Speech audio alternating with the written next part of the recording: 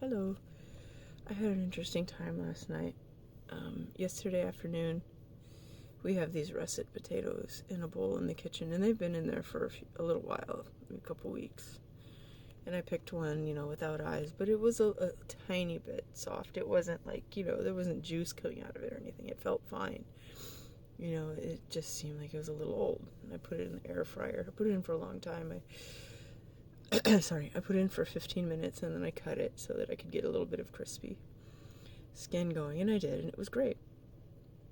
But when I took it out and put some butter on it, it tasted a little bit sweet. Not bad, but there's something a little off about it. But I was like, maybe it's the butter, maybe it's just me. I had just had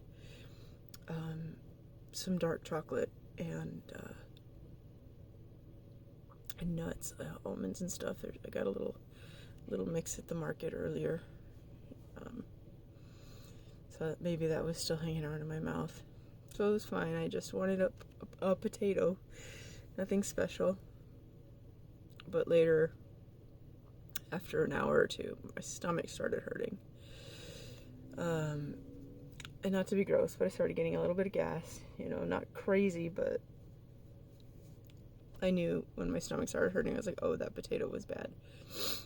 It doesn't seem like it was super bad.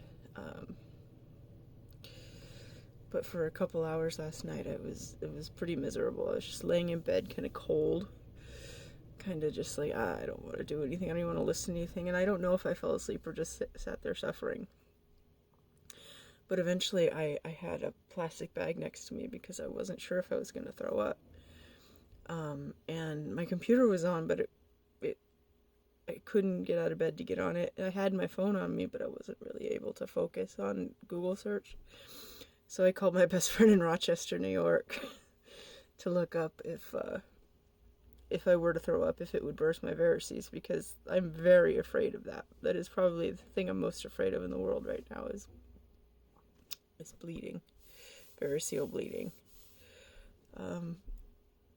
So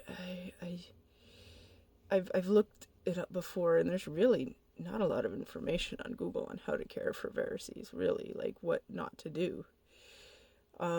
And she looked it up for a minute, and she kept coming up with the same thing, like don't drink alcohol, don't take like ibuprofen and your non-steroidal anti-inflammatories, which I don't. The stuff you hear anyway. But there really wasn't anything about like even if strenuous exercise was dangerous, and that's what I had found too. But like in the moment, I just needed to be sure because I was not. I didn't know if it was going to come back out or not. It didn't. I didn't wind up being sick. But yeah, she picked up almost right away, and I'm like, I'm really sorry to disturb you because we're not, like many people nowadays, we're not talking on the phone, people. We have an appointment every Wednesday night to talk, because we're on opposite sides of the country. But for the most part, we don't just call each other. Nobody does that anymore in my life. And that's okay. Excuse me. So, and during that time, of course, my roommate comes home and she's like very concerned because, she sees all of the day-to-day problems and they're not that severe, it's mostly fatigue, and God, I was so tired. I eventually, after we talked on the phone for a few minutes, just moved out to the living room to lie there and watch 30 Rock. We're watching two old shows right now, Wentworth and 30 Rock. And we've already seen Wentworth, and 30 Rock was light, so that was what we went with. But it was harsh. I'm still worried, like what I can do to keep from bursting my varices. Like she did eventually find something that very vigorous weightlifting or throwing up, or excessive weight training or straining on the toilet are possible.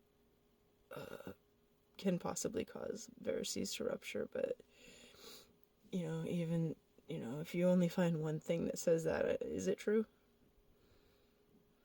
It's just so strange to me that there's no information on how to care for these other than don't drink. Don't take ibuprofen, which, okay, that's legit. I get it.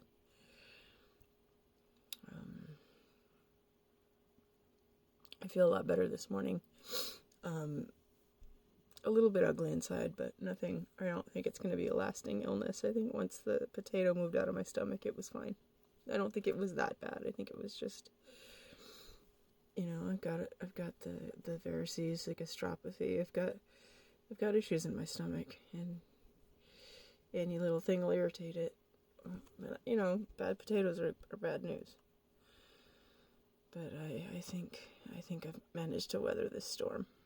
But man, after work last night was rough. I was supposed to work overtime. Well, not supposed to. Overtime was available. But I had gotten, the work done that needed to be done every day. Excuse me. So, as I was feeling fatigued and my stomach was in a lot of pain, I clocked out on time. And I really could have used the overtime, but whatever. So, yeah. So it's nice to know that no matter where I am in the world, if I have a question and need something looked up, at least I've got a friend in Rochester that I can call anytime, and she will pick up, because we don't always pick up. So it's a nice sense of security. I'm not going to take advantage of that, obviously.